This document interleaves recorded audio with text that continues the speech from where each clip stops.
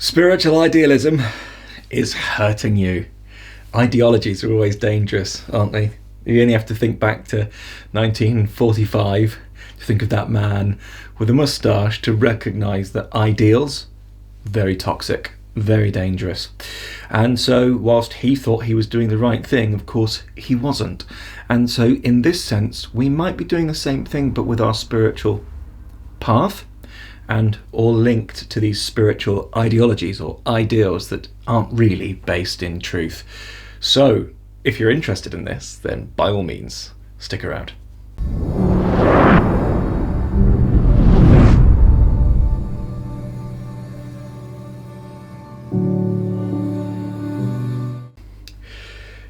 So there are three problems, as I see it, with spiritual idealism. So first, let's just describe, what is spiritual idealism? What's an ideal? What's an ideology? Well, ideal implies idea, which implies mental. So what we do sometimes, isn't it, on this path is we go and do our teacher training course or something, at least that was my experience, and the teacher gives us all the teachings and they become these wonderful ideas inside of ourselves, but they're not yet embodied in our system.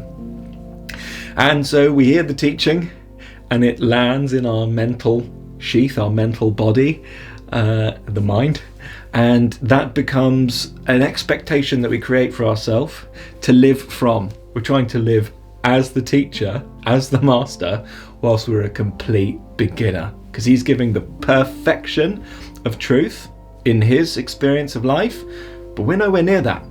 And so we take these ideals on and we try and live to the best of our ability to them, but most of us mere humans won't be able to do that. And then we start shooting other people down, isn't it, from our ego, when we notice that they're not living to those ideals too, even though we're not actually living to those ideals either, because they're just ideals, they're just ideas, they're just concepts.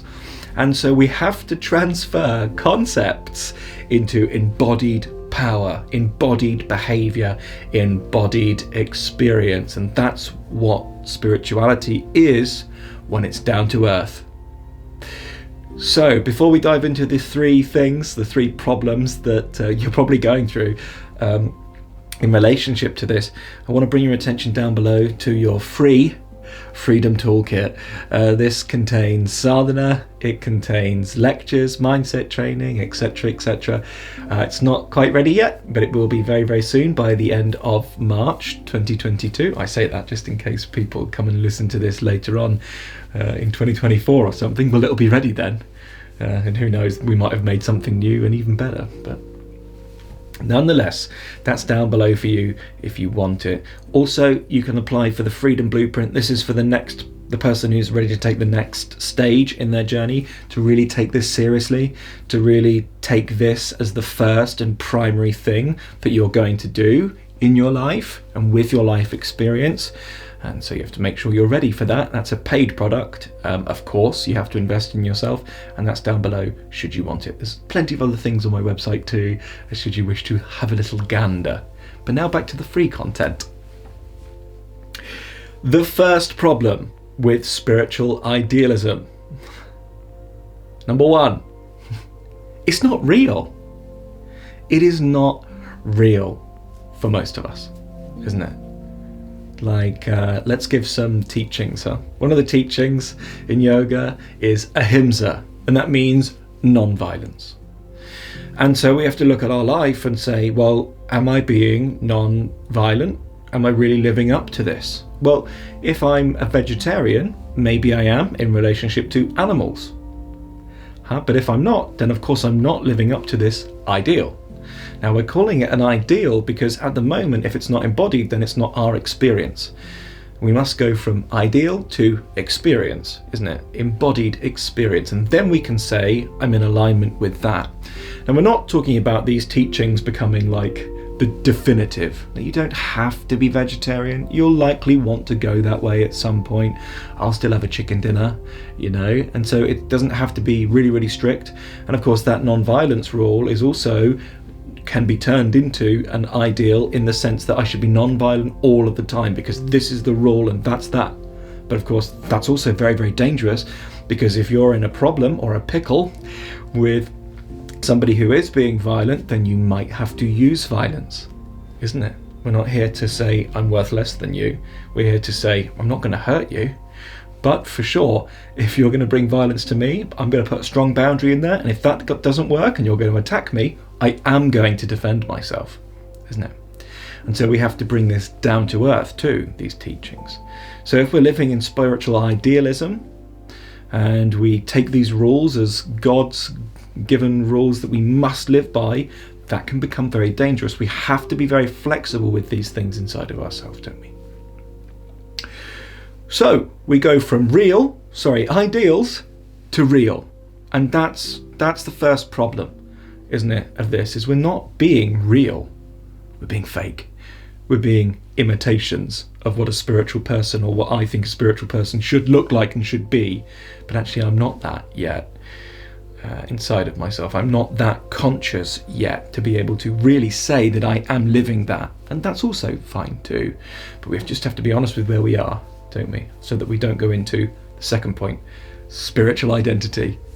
This idealism creates a huge spiritual identity, a spiritual ego, and the problem with spiritual egos is they're really difficult to see through. It's taken me 6 years and it's still in there, just a tiny bit. I can see it now for what it is, thank God. But it took 6 years, huh? That's a long time for a person to be not realizing. And the reason you can't realize it's very hard to sniff out is because you need to be really aware. Because as soon as it has a spiritual cause or a spiritual clothing, this ego identity, then we take it as truth, or because it's spiritual. But it's not truth, it's just an ideal, it's just an ideology. Truth is this, what we are. I am. That I amness, this is truth. Can we speak and live from that rather than going into the mind and idea of what we think it should be and talking from that? A lot of people I meet, sometimes they read a book and then suddenly they think they're an enlightened master, and they come and try and teach from what they've read in the book, and it's like, yeah, you just have to take 2 seconds to look at them and go, this isn't embodied in you. What are you doing? Come on, have some humility, come into the system, do the work that's required so that you can embody that teaching and then truly speak from it. Otherwise, the words that you speak are not going to have an impact in other people.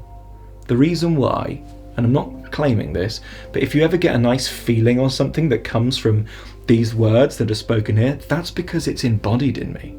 I'm not perfect, don't get me wrong, and I don't know everything. In fact, I don't know very much, but I do know some things.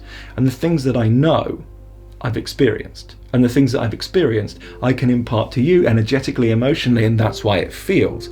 But if we're just learning from a mental level, hearing something or reading it in a book and then telling somebody else about it or something, they're not going to gain what it is that you're wanting them to gain from it, because it's not real for you either. You're not going to be able to have that penetrative ability into that person. And that's why at the start of the awakening, you tend to try and talk about these things to friends and they don't get it. And also, they don't care. And also, they'll tend to fight you on it. Why? Because it's not embodied in us yet. As soon as we've embodied it truly, then people won't fight us with it. It doesn't work like that. These words will just come through and they'll land so softly in somebody, that they'll go, oh wow, maybe I could use that. Just a thought. The third thing, then, the third problem with spiritual idealism is your idealism spiritually becomes an expectation spiritually for yourself. We're trying to live up to these ideals that are very, very difficult to live up to in a beginner's body, isn't it? If the consciousness is not developed to a certain level, there's no way we're able to say, I'm completely unattached or something, isn't it? If we're looking at the idea of attachment, it's not there in the system. And then because I am still attached to things, I'm angry at myself for being attached to things because I've set this expectation, this spiritual ideal for myself, and that I must live by this all of the time. And so I end up in this real state, don't I? Why? All because I'm not being real with myself and saying, yeah, I'm attached. And what? I love that thing. It's okay. In time, these things are going to clear from the system. And if they don't clear, then they're really meant for you, isn't it? Then we don't call it necessarily an attachment. We call it a soul urge, a primal urge inside of the system. But until that point, why not just take everything as it is, meaning it's meant to be for me right now?